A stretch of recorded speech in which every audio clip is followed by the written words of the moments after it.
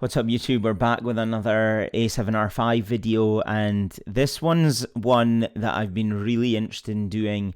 I'm comparing the Sony 35mm f1.4 GM lens in crop mode on the R5 to the A7 IV with the 50mm f1.4 GM lens on it.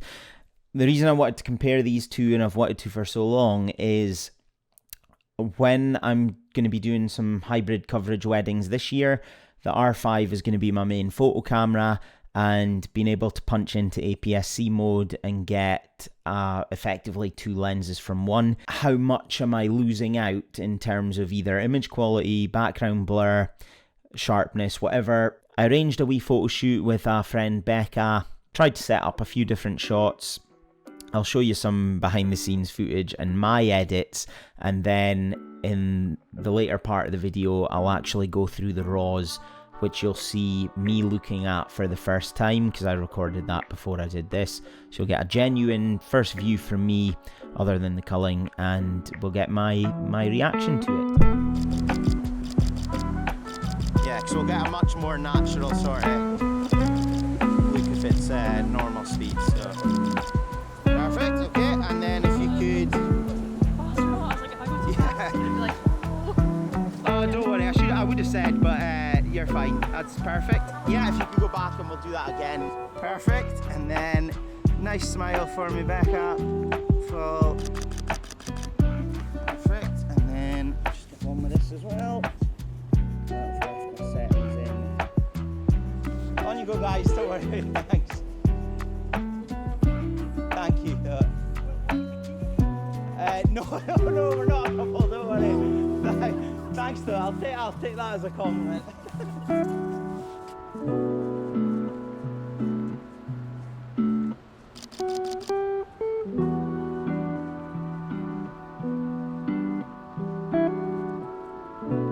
So looking at me, and then out to the side. Perfect, there we go. Perfect, right. Smiling for this one, yeah, and just looking straight at the camera for me. Perfect.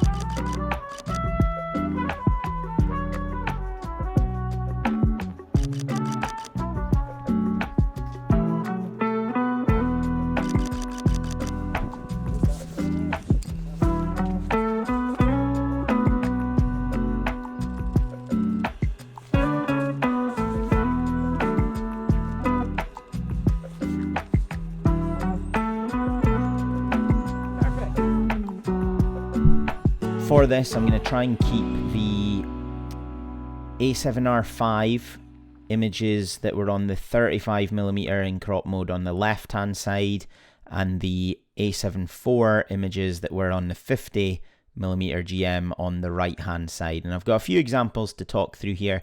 Interestingly, this is the first time I'm actually properly looking at them. I've gone through all the photos that I got on the day just to cull them, but I haven't actually properly looked at these yet, and I'm recording this before I've done my intro bit that you might have seen earlier on in this video. So you'll get my raw feelings on this, and yeah, let's see what we get.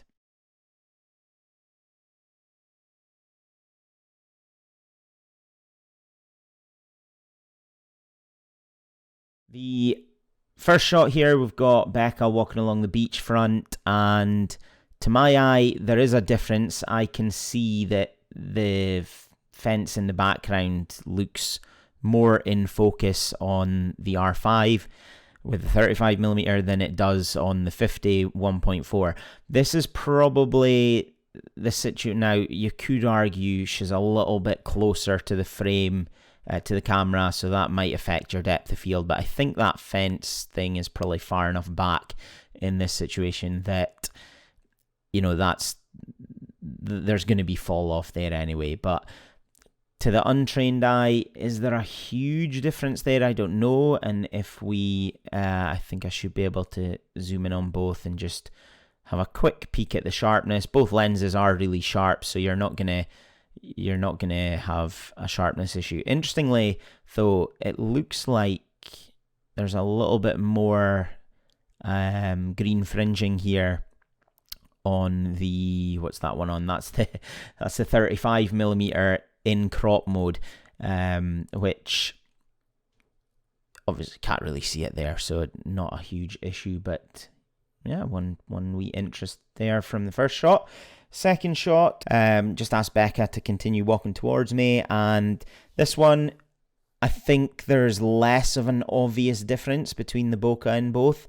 I think the fence looks a bit blurrier, which again, I think she's a little bit closer in the 50mm frame, so you'd think more argument for that being blurrier in the background than on the 35. Interestingly, I think the 50 is a little bit warmer. It looks like the tones in this are a little bit warmer, but I've not done any tweaking to that at all, but just a wee something of interest there. And again, sharpness, just let this load on both. The sharpness looks really good on both. These are all done wide open at 1.4. Interestingly, still got that sort of green fringing in the background here that the 50 on the A7 IV doesn't have, but again, you don't really notice that at full size. Okay, so next up we've got the shot that I said has got some foreground bokeh to look at, more of a mid-length portrait shot, so I don't really see any significant difference here between the two in terms of that foreground bokeh, and again, the background seems to be falling off quite nicely as well. And sharpness, I don't think, again, there's going to be any major differences there. No, both looking good. And the last few I wanted to compare were the one with the busier sort of background. So we've got the spot down by the cinema where there's a few extra layers. I don't really see much of a difference here in the full body shot in terms of the background blur. The R5 looks like Cineworld there is a little bit clearer than on the A7 IV with a 50mm, so it's kind of as I expected it would be. Not any major differences. And again, in terms of sharpness, if they both load, both looking fairly sharp. I can't really pick a winner out of those two for sharpness. Been impressed with both these lenses, more so the 50. But maybe I'm a little bit biased because I prefer the 50mm focal length. And then I think I did mid-length and close up here as well. So let's take a quick look at them, make sure I've got these the right way around. I have mid-length, not quite the perfect framing on each one to match, but again, I'm probably seeing more blur in the background of the A7 IV with the 50, but the R5 is not far behind, and again, is the sharpness pretty similar. Let's take a look. Yeah, pretty much identical. And finally, the close-up. Again, just make sure I've got these the right way around. Interestingly, I think these two, and I think the framing's quite similar. I'm maybe standing a little bit off to the side for the R5 shot, but I think this is much less obvious that one's on a 35mm cropped and the other's on a 50 both at 1.4. I think the background blur here looks very similar between the two, framing very similar as well. So this is what's probably the most encouraging thing for me, actually, because how I plan to use this R5 and what it's made me consider, especially since I've started using it, sharpness again, pretty spot on for both. But what I've been considering is, could this R5 and the 35mm in crop mode effectively replace my 50mm f1.4 on the A7 IV? And this sort of result encourages me a lot with that, whereas the other ones, I don't think you notice as much of a difference, the wider shot one. So certainly something for me to think about, and hopefully you guys found this comparison helpful. If you did, please consider liking and subscribing. I'm probably going to be doing more comparisons like these for some other lenses and other combos. So any feedback would be pretty helpful and save me some time. Thanks for watching.